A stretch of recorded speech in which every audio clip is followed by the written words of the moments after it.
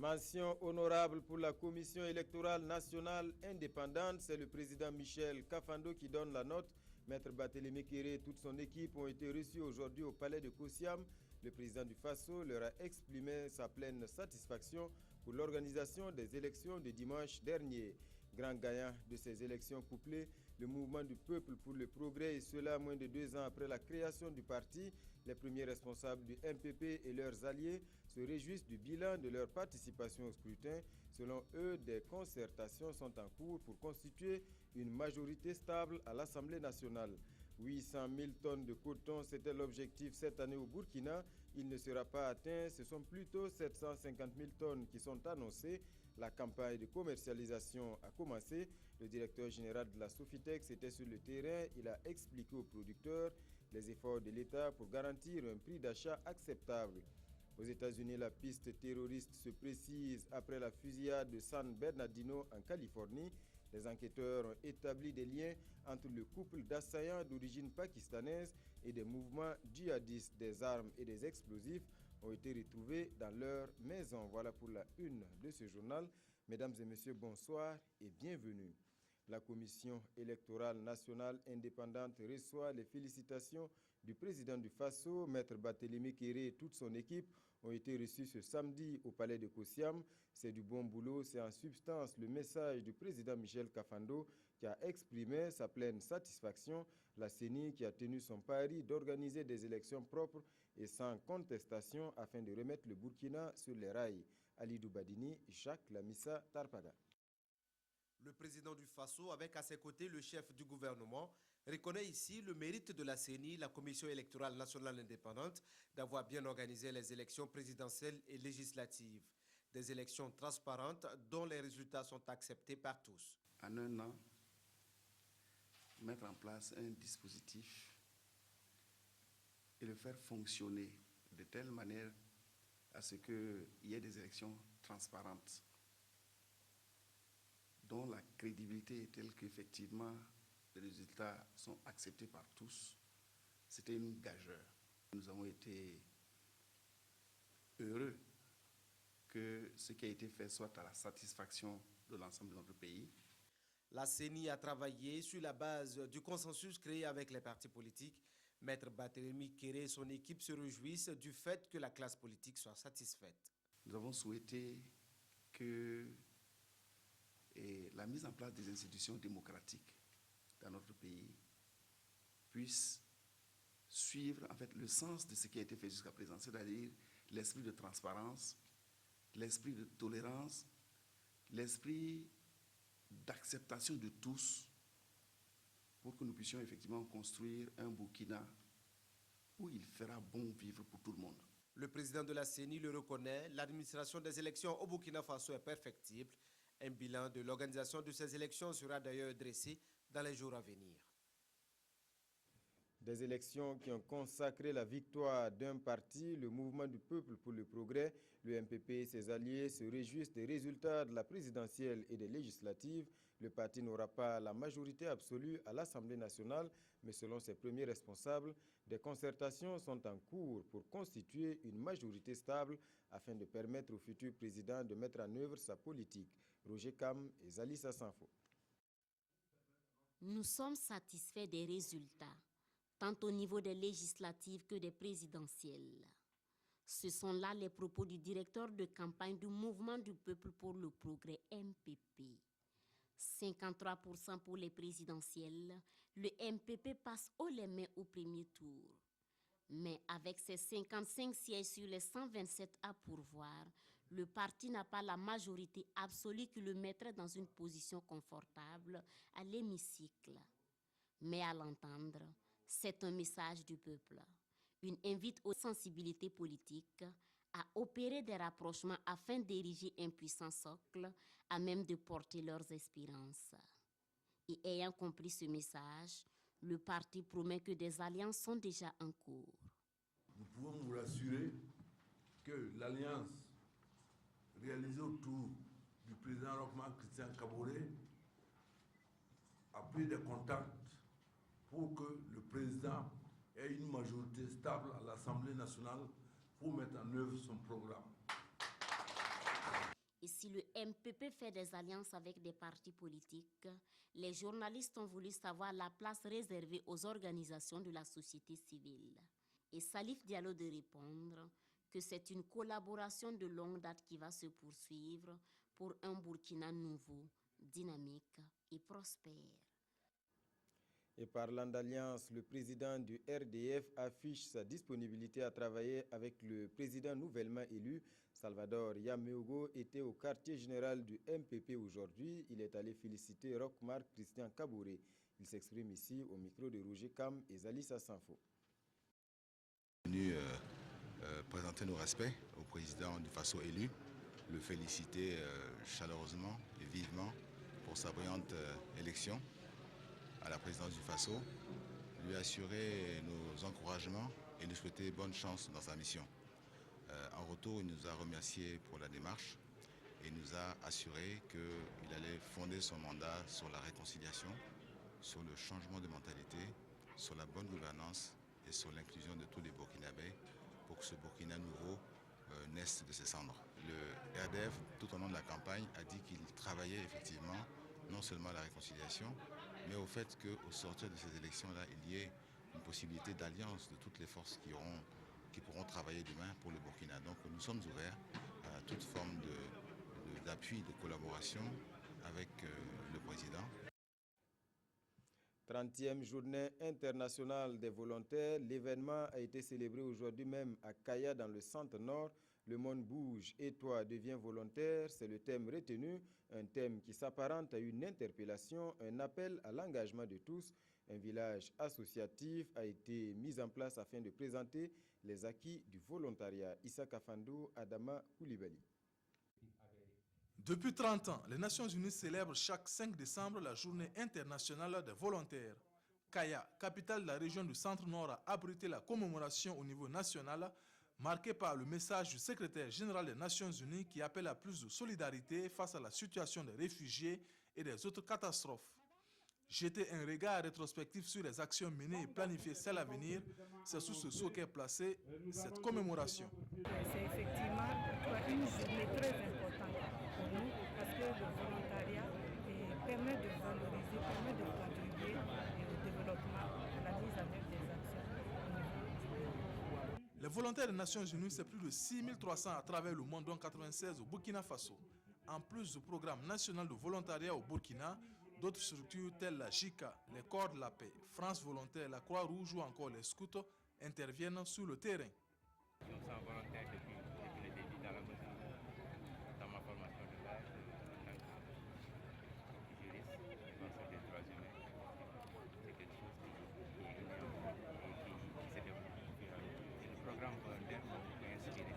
C'est une fierté pour moi de pouvoir également accompagner en fait la commune. Parce qu'il faut d'abord avoir un emploi pour participer au développement.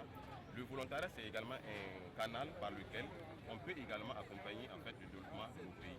Un don à un orphelinat et une visite du village associatif qui regroupe des actions développées par des volontaires et des associations ont aussi ponctué cette célébration.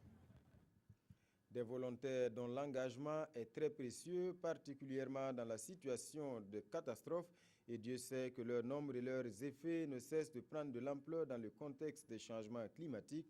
La journée de prévention des catastrophes a été célébrée hier, là aussi à Kaya, sous le thème « La connaissance sauve des vies ». Viviane Tiendrebego. Les populations de Napambumbu, de Louda et des localités environnantes dans le San Matenga connaissent les effets des catastrophes naturelles. Elles ont vu la petite digue de leur barrage céder après les inondations de 2009. Le problème existe toujours. Il y a des hippopotames qui ont commencé à trouver la digue. Nous voulons carrément la réhabilitation de ce barrage parce que c'est un vieux barrage depuis 1958. Et dans tout le Burkina Faso, les effets de ces catastrophes naturelles sont légion. Cette année, le secrétariat permanent du Conseil national de secours d'urgence a enregistré 28 032 victimes d'inondations, 10 000 victimes de vents violents. Ces catastrophes ont fait 20 décès et d'importants dégâts matériels. Cette année, la Journée internationale de prévention et de gestion des catastrophes propose de s'appuyer sur les savoirs traditionnels pour faire face à ces catastrophes de tout genre. Ici, par exemple, quand la saison se prépare, de par leurs observations des phénomènes naturels, que ce soit la production au niveau des arbres, l'aspect de l'environnement ou même des insectes qui se déplacent, ils sont capables de prédire que la saison sera bonne ou mauvaise. Cette journée internationale est célébrée en principe tous les deuxièmes mercredis du mois d'octobre. Pour préparer celle de cette année, l'ONG ATAD et ses partenaires ont initié des jeux radiophoniques. Les 4 premiers ont reçu leur prix à Napambumbu. Elles, bien souvent, sont les plus vulnérables dans les situations de catastrophe ou plus généralement laissées pour compte dans la vie de tous les jours. Il s'agit des personnes handicapées. Leur journée internationale a été célébrée à Bobo-Dioulasso. Un seul message cette année pour une véritable inclusion des enfants handicapés. Changeons nos attitudes. Hassan Gourabou, Sanouha Christine Koulibaly. 1,2%, c'est la proportion des personnes handicapées au Burkina Faso selon le recensement général de la population et de l'habitat de 2006. Une frange pour qui la discrimination reste souvent le premier souci. Quand on parle en termes de discrimination, on a 3 éléments qui sautent à l'œil nu. Ce sont les insultes, les mises à l'écart et les violences physiques. C'est le summum des discriminations qu'on puisse infliger à une personne handicapée. Et le 3 décembre de chaque année est une occasion de faire le plaidoyer pour un changement d'attitude. Pour cette 22e journée, les tout-petits cristallisent les attentions.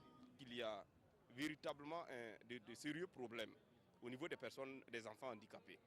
Qu'est-ce qu'il faut faire pour amener ces enfants handicapés à être mieux intégrés, aussi bien dans le milieu social, dans le milieu familial, aussi bien au niveau des écoles? La réponse à cette question est l'une des missions du département en charge de l'action sociale. Cette interpellation n'est que le quotidien de ce que nous faisons. C'est notre raison d'être, en ce sens que le handicap est la chose la mieux partagée dans notre pays. Et vous savez que vous et moi, d'un instant à l'autre, on peut être personnes handicapées. Et une campagne de communication pour un changement de comportement vis-à-vis de l'enfant handicapé est en vue dans les 3 régions les plus touchées, à savoir les Hauts-Bassins, le Sud-Ouest et le Centre-Ouest. Je vous le disais en titre, l'objectif de 800 000 tonnes de coton cette année ne sera pas atteint. La production devrait se limiter à 750 000 tonnes. Le directeur général de la Sofitex était sur le terrain dans le Tuy pour encourager les producteurs. C'est le début de la campagne de commercialisation. Il a rappelé aux producteurs les efforts consentis par l'État pour garantir un prix d'achat acceptable malgré la conjoncture difficile. Idrissa Warga, Kadouroumen, qui Environ 160 tonnes de coton stockées ça et là. Une bonne physionomie des champs. La moisson semble bonne. C'est le constat fait par le directeur général de la Sofitex lors de cette tournée dans quelques champs et groupements de producteurs de coton. Le coton que nous voyons un peu partout, ça nous donne vraiment espoir. Alors donc c'est juste encourager nos vaillants producteurs qui sont sur le terrain. Cette tournée marque également le début de la campagne de commercialisation du coton.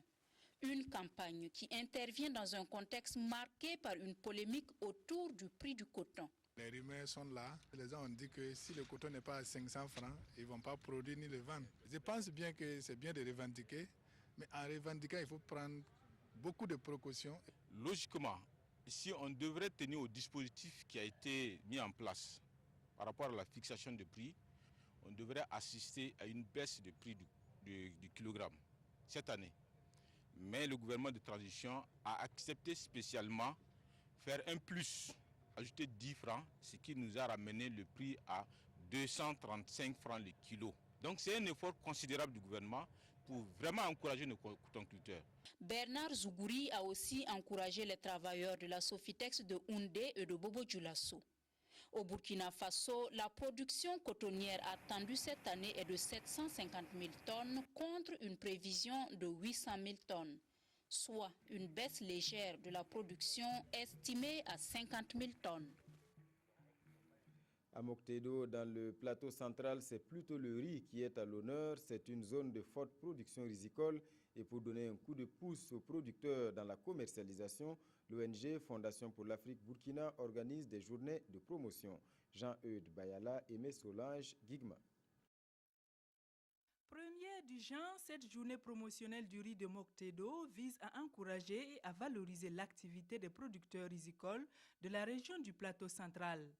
L'initiative est de la Fondation pour l'Afrique Burkina en collaboration avec l'ONG CISV, Communauté Engagement Service Volontariat. Cette journée s'est organisée dans le cadre de l'amélioration de la commercialisation du riz de Moctedo et aussi pour faire travailler les hommes et les femmes ensemble dans le cadre de la promotion de leur riz, à partir de la matière première ripadi jusqu'à les riz étouvé. Et donc de faire de façon que les riz étouvé de Moctedo, ça sorte de Moctedo et ça soit consommé sur tous les territoires burkinabés. C'est l'occasion pour les acteurs de la filière riz de faire un plaidoyer pour que les problématiques liées à la production et à la commercialisation soient prises en compte par les différents acteurs nationaux et internationaux.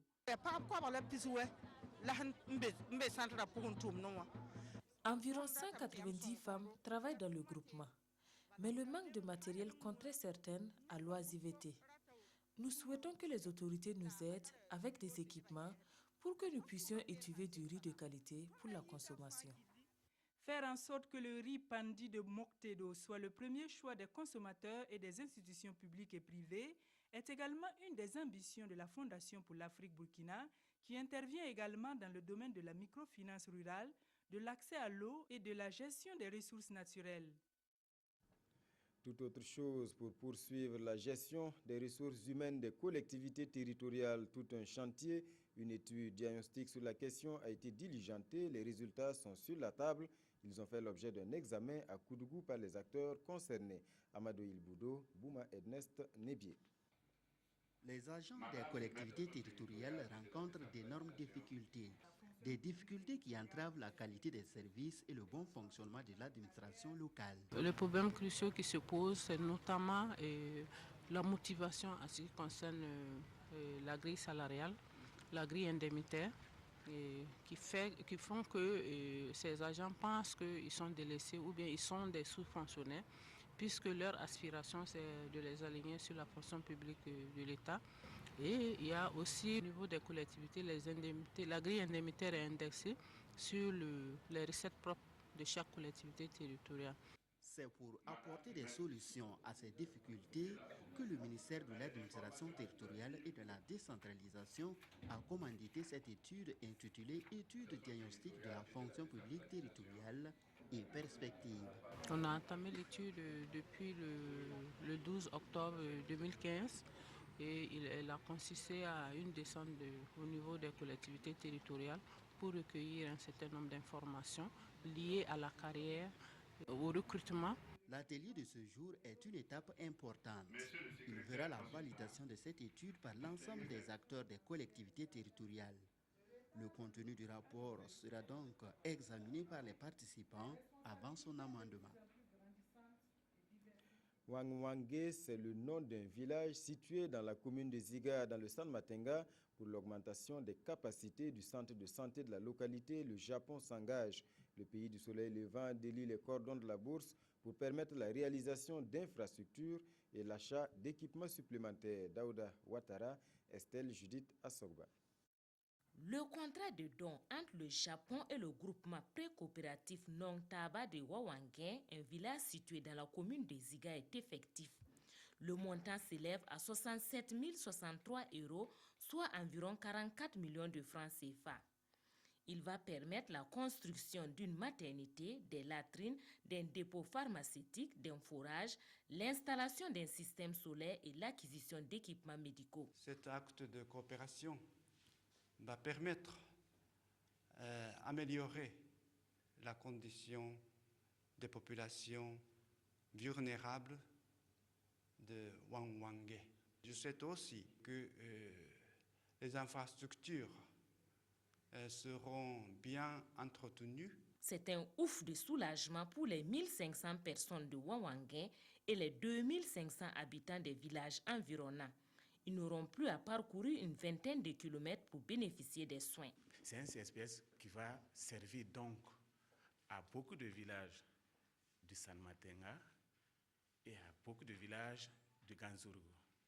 C'est une intersection de deux provinces qui sera servie. À travers cet appui, le Japon entend favoriser l'accès aux soins de santé de qualité aux populations de cette localité et par ricochet, contribuer au développement humain et à la réduction de la pauvreté.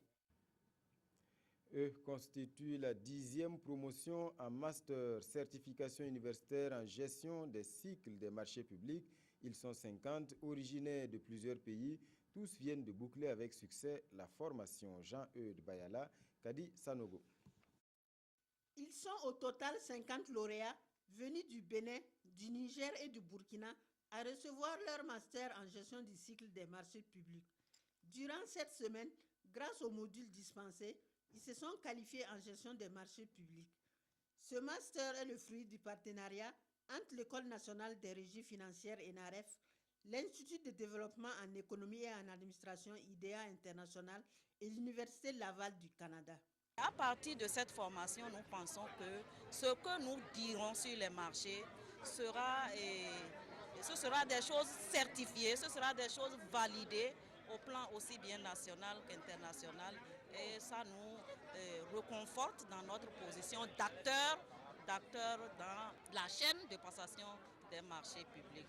Maintenant que les lauréats ont subi avec succès le master sur le cycle de gestion des marchés publics, je leur souhaite beaucoup d'engagement dans les différentes administrations, de faire en sorte qu'avec leur contribution, on sente qu'il y a des personnes qualifiées qui vont maintenant prendre en main la gestion du cycle des marchés publics.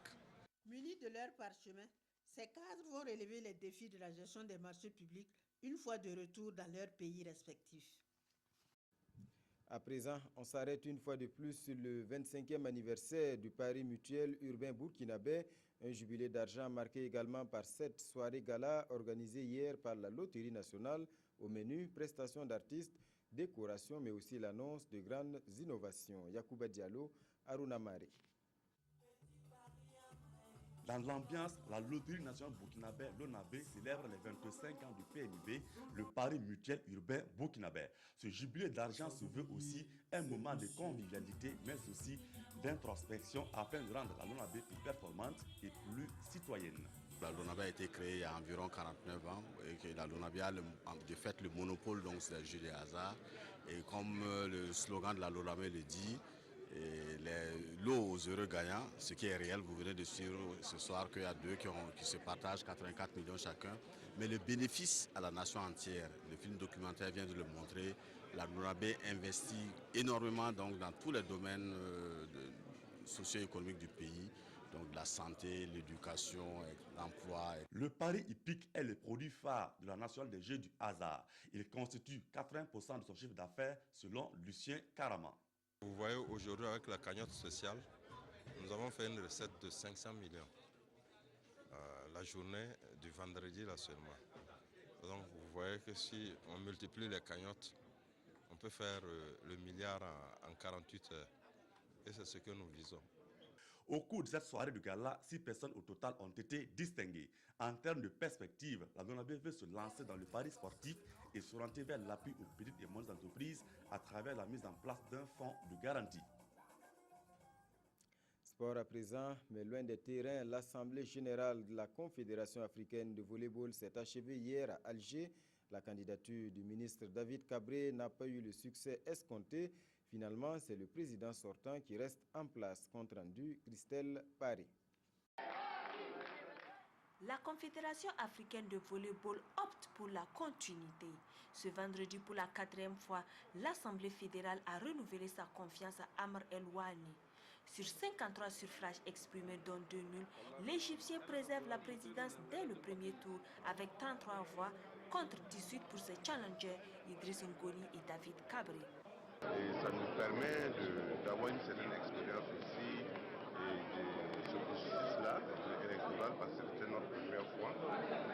Et donc je pense qu'on va capitaliser tout ça pour voir quelles sont les actions à prendre pour continuer en tout cas à contribuer au développement, il faut dire ça comme ça, du volleyball au Burkina Faso et puis en Afrique.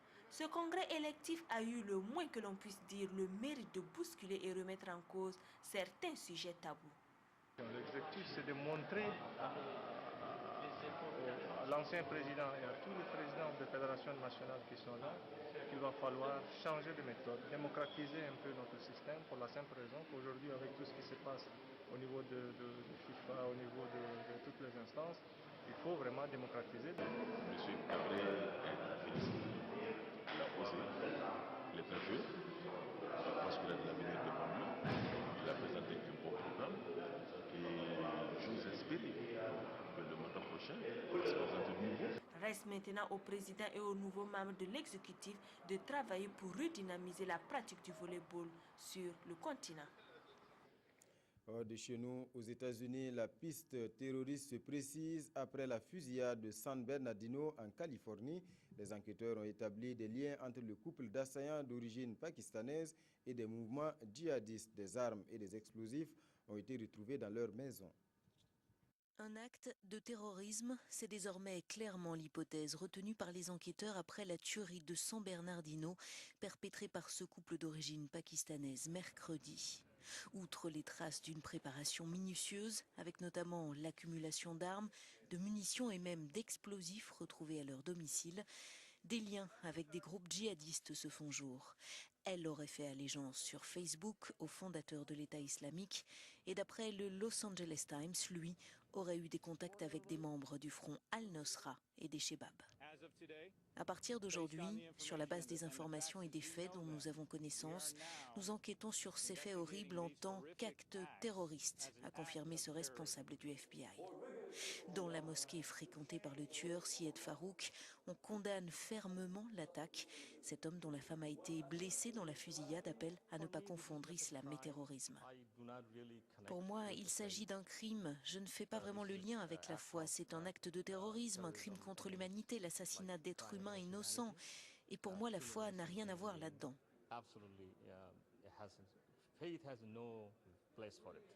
Si l'hypothèse terroriste était confirmée avec un bilan de 14 morts, ce serait l'attentat le plus meurtrier aux États-Unis depuis le 11 septembre 2001. L'engagement des villes pour la cause du climat en marge de la COP21 à Paris, un millier de maires de communes se sont retrouvés pour marquer leur volonté de sauver la planète. 100% d'énergie renouvelable dans leur cité d'ici à 2050. C'est leur objectif, une manière de montrer le chemin aux 195 pays en négociation. Il n'y a pas que les grands dirigeants de la planète qui planchent sur des solutions pour le climat. Les territoires sont eux aussi en pointe en matière de transition énergétique. Exemple avec ce sommet des élus locaux qui rassemble à Paris près de 1000 maires du monde entier à l'initiative d'Anne Hidalgo et de Michael Bloomberg, l'ancien maire de New York et envoyé spécial des Nations Unies pour le climat. Ils se disent prêts à 100% d'énergie renouvelable d'ici à 2050. Nous donnons l'exemple. C'est la plus grande rencontre jamais organisée des maires et dirigeants locaux sur le changement climatique, dit Michael Bloomberg. Et ce premier sommet local coïncide avec les négociations internationales sur le climat. Nous faisons l'histoire ici aujourd'hui, mais nous ne sommes pas venus à Paris pour faire l'histoire. Nous sommes ici pour construire l'avenir. À la COP21, on est loin d'un consensus. Les principaux points de blocage concernent le financement de l'aide climatique aux pays du Sud. Allongés au sol, ces manifestants représentent les populations vulnérables, menacées par la hausse du niveau des mers et des conditions météorologiques extrêmes. Leur objectif, une planète 100% propre. La revue des hebdos pour finir, tous reviennent sur les résultats des élections. Dans les colonnes également, le profil de la nouvelle première dame du Faso. Lecture croisée avec Aimé Solange, Guigma. Roxila Akosiam titre le journal du jeudi. Ça y est, le benga de la présidentielle est cuit et c'est Roxila que les électeurs ont envoyé au palais de Kosiam pour remettre le pays dans le sens de la marche, s'exclame-t-il. L'hebdomadaire satirique burkinabé déplore le fait qu'aucun des 12 autres prétendants au trône n'a franchi la barre de 5% des voix, reconnaît la prouesse du jeune Tahirou Bari du Parti pour la Renaissance nationale qui brûle la politesse à certains grands noms de la classe politique burkinabé en se hissant à la 3e place. Note cependant la contre-performance de Benowende Sankara de l'UNIR PS qui ne réussit décidément pas, selon l'hebdo, à cristalliser l'idéal sankariste dans les urnes malgré un extraordinaire regain de popularité depuis l'insurrection. Pendant ce temps, l'Obs du dimanche zoome sur la nouvelle première dame Sika Kaboré, présentée par ses proches, selon les termes de cet hebdomadaire, comme une intellectuelle, une épouse discrète, humble et une humanitaire engagée. Sika Bella Adjoavi, de son nom de jeune fille, partage depuis plus de 30 ans la vie du nouveau président élu du Faso. En tant que première dame, sera-t-elle au premier plan comme l'était Chantal Compaoré, ou va-t-elle s'effacer à l'image de l'épouse de Mba Michel, se demande l'Obs Dim. Les Burkinabés, en tous les cas, apprendront à la connaître davantage, conclut ce journal.